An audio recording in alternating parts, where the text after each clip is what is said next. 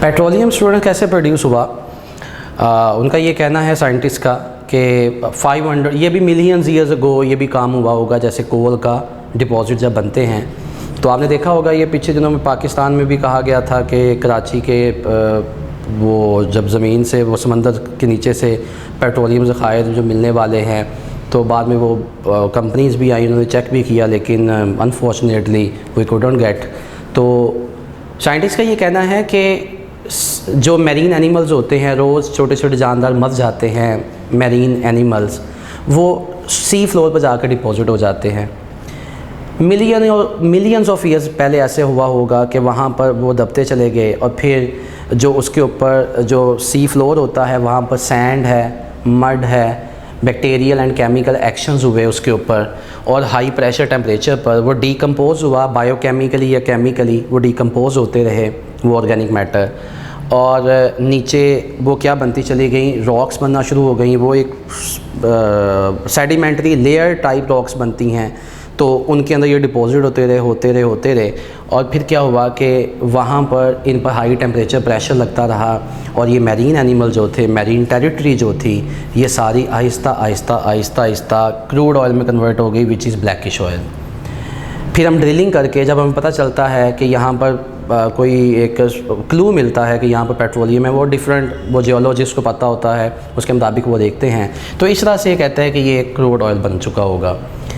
Crude oil जब नीचे से जब वो ब्लैकिश कलर का होता है, उसमें इम्प्योरिटीज़ होती हैं, उसको जब ड्रिल करके बाहर निकाला जाता है तो ब्लैक कलर का होता है, which is called crude oil. फिर उसकी रिफ़ाइनिंग की जाती है, रिफ़ाइनिंग करके फिर हमें डिफरेंट फ्रैक्शंस मिलते हैं, मसलन natural gas, petroleum ethers, gasoline, naphtha, kerosene oil. आपकी बुक पर एक टेबल बना हुआ है, मैंने उसमें से 3 फ्रैक्शन सिर्फ लिखे हैं, एंड एटसेट्रा का वर्ड लिख दिया। वो सारे फ्रैक्शन मिलते हैं, उन सारों को मिलाकर पेट्रोलियम फ्रैक्शंस का नाम देते हैं। पेट्रोलियम फ्रैक्शन जो होते हैं वो जब ये क्रूड ऑयल को आप प्योरीफाई करते हैं, रिफ़ाइन करते हैं, तो ये डिफरेंट फ्रैक्शंस जो मिलते हैं, these are called petroleum fractions. अब ये जो पेट्रोलियम फ्रैक्शन डिफरेंट हैं, अब हम इसको क्या करते हैं, हम उसमें से एक नेचुरल गैस है, एक पेट्रोलियम ईथर है, गैसोलीन है, अदर फ्रैक्शंस मैंने बताए, ये एक दूसरे से किस लिहाज से डिफरेंट होते हैं? रिमेंबर, कार्बन रेंज के लिहाज से। पेट्रोलियम को हम पता क्या कहते हैं? हम कहते हैं कि this is the complex mixture of hydrocarbons. ये हाइड्रोकार्बन्स का कम्प्लेक्स मिक्सचर है पेट्रोलियम। जब उसकी रिफ़ाइनिंग की जाती है तो वो जो डिफरेंट फ्रैक्शंस होते हैं अपनी कार्बन एटम की रेंज के लिहाज से, उनका बॉइलिंग पॉइंट डिफरेंट होता है, वो डिफरेंट एक दूसरे से सेपरेट हो जाते हैं। कैसे किया जाता है? ये जो क्रूड ऑयल होता है सारे को, इसमें से हम थोड़ा रिफ़ाइन करते हैं इसको, फिर हमारे पास एक मिनरल ऑयल भी मिलता है, और हम कहते हैं ये डिफरेंट प्रोडक्ट्स भी मिलते हैं हमें।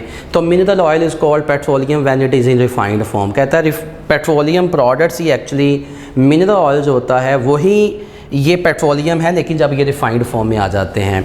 अच्छा, अब होता क्या है कि इस वाले ऑयल को हम क्या करते हैं, एक टावर होता है फ्रैक्शनल डिस्टिलेशन टावर, उसमें हम डालते हैं, उसमें डालकर हम हीट करते हैं। हीट करने से होता क्या है, in the absence of oxygen, तो क्या होता है कि ये सारे जो प्रोडक्ट्स हैं, ये वाले जो फ्रैक्शंस हैं, इन सब में देखिएगा कार्बन रेंज डिफरेंट है। इसमें C1 से C4 कार्बन एटम तक होते हैं, ये वाली रेंज में नेचुरल गैस कहलाती हैं। पेट्रोलियम ईथर से ये देखिएगा, मैंने कहा था C1 से C4 का मतलब है methane, ethane, propane and butane. यहाँ से क्या होगा कि ये C1 से C4 तक नेचुरल गैस है। अगर C5 से C6 कार्बन एटम वाले हाइड्रोकार्बन्स हैं, उसको पेट्रोलियम ईथर्स का नाम देते हैं। गैसोलीन है, इसमें C4 से लेकर C13 तक होते हैं, और आम तौर पर C6 से C8 तक होते हैं ये गैसोलीन के अंदर। ये सारे पेट्रोलियम के फ्रैक्शंस हैं, इन सब में कार्बन रेंज डिफरेंट है। मसलन हम एक टाउन होता है, मॉडल टाउन है, उसको A block, B block, A यहाँ से लेकर यहाँ तक है, B ब्लॉक यहाँ से लेकर यहाँ तक है, रेंज बना देते हैं। सेम एज इट इज़ इसमें भी C1 से C4 तक कार्बन एटम जो मौजूद होते हैं, इन सारे मिक्सचर को हम नेचुरल गैस का नाम दे देते हैं, और इस वाले को हम पेट्रोलियम ईथर। इन दोनों की बॉइलिंग पॉइंट डिफरेंट होंगे, क्योंकि नंबर ऑफ़ कार्बन एटम बढ़ने से लंडन स्पेशल फोर्सेस बढ़ जाती हैं। यही वजह है कि इसका boiling point less than 20 degree Celsius है, इसका 20 से 60 है। जैसे जैसे कार्बन एटम बढ़ते जा रहे हैं, बॉइलिंग पॉइंट देखिए बढ़ता जा रहा है। ये अपने अपने बॉइलिंग पॉइंट की बेस पर सारे सेपरेट होना शुरू हो जाते हैं, वो सारे फ्रैक्शन जो कि टेबल में दिए हुए हैं। तो कहता है the process in which different components present in a mixture, different components present in a mixture are separated from one and each other with respect to their boiling points is called fractional distillation process। तो ये fractional distillation tower में हम इसको डाला, हमने इसको heat किया, ये सारे अपने अपने बॉइलिंग पॉइंट की बेस पर एक दूसरे से सेपरेट होते चले गए। जिसका कम बॉइलिंग पॉइंट है वो जल्दी, जिसका बाद में है उसके बाद और अपनी भी जोन्स में सेपरेट हो जाते हैं वेपर्स की शक्ल में। और इन वेपर्स को फिर हम दोबारा कंडेंस कर देते हैं और दोबारा से ये सेपरेट भी हो चुके होते हैं और प्योरीफाई हो चुके होते हैं और कंडेंस करके दोबारा हम लिक्विड में इनकी ओरिजिनल फॉर्म में ले आते हैं। तो fractional distillation process consists of further two processes, first evaporation, second condensation। तो इस तरह से हमें डिफरेंट प्रोडक्ट्स मिलते हैं, इनको हम पेट्रोलियम फ्रैक्शंस का नाम देते हैं, जिनमें कार्बन एटम रेंज डिफरेंट है, जो बोर्ड में पूछी जा चुकी हुई है। ये बहुत दफ़ा MCQ पूछा जा चुका कि पेट्रोलियम ईथर्स में कार्बन रेंज कितनी है, तो C5 से C6 तक है। फ़िलहाल में गैसोलीन में आपको याद होना चाहिए C4 से C13, लेकिन आमतौर पर C6 से C8 वाले हाइड्रोकार्बन्स होते हैं। हम इंशाल्लाह नेक्स्ट क्रैकिंग में और रिफाइनिंग वाले टॉपिक में फर्दर डिस्कस करेंगे फिर इसको। ये सारे फ्रैक्शन जब मिल जाते हैं तो याद रखिएगा इन सब में से सबसे इम्पॉर्टेंट फ्रैक्शन कौन सा होगा? Gasoline, this one. ये पता कौन सा? अच्छा, क्यों इम्पॉर्टेंट है? दुनिया में हर वो चीज़ इंपॉर्टेंट होगी जिसकी डिमांड ज़्यादा होगी। ये मोस्ट डिमांडिंग पेट्रोलियम फ्रैक्शन है विच इज़ कॉल्ड गैसोलीन। ये गैसोलीन क्या है? ये गैसोलीन वही है जिसको हम उर्फ़ी आम में, गलतुल आम में, अपने पाकिस्तान में हम पेट्रोल का नाम देते हैं। तो याद रखिएगा ये जो पेट्रोल होता है इसको केमिकल लैंग्वेज में इसको गैसोलीन का नाम दिया जाता है। तो ये सबसे मोस्ट डिमांडिंग है।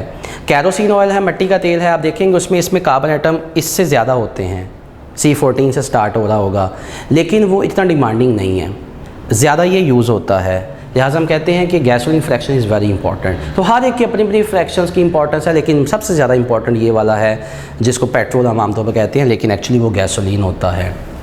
ये कुछ इसके हवाले से बातें थी, किस तरह से सेपरेट हुआ, क्या था पेट्रोलियम।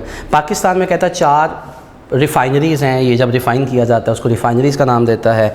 एक अटक ऑयल रिफ़ाइनरी है जो कि मोरगा नियर रावलपिंडी पर है, एक पाक अरब ऑयल रिफ़ाइनरी है जो कि महमूद कोट नियर मुल्तान है, और 2 रिफ़ाइनरीज़ कराची में मौजूद हैं। तो लिहाजा ये कुछ बातें जो कि पेट्रोलियम और नेचुरल गैस के हवाले से थी वो मैंने डिस्कस की। बाकी इंशाल्लाह आपकी कोई क्वेरी, कोई क्वेश्चन हम मीटिंग में डिस्कस करते हैं। तब तक के लिए अल्लाह हाफ़िज़, खुश रहिए।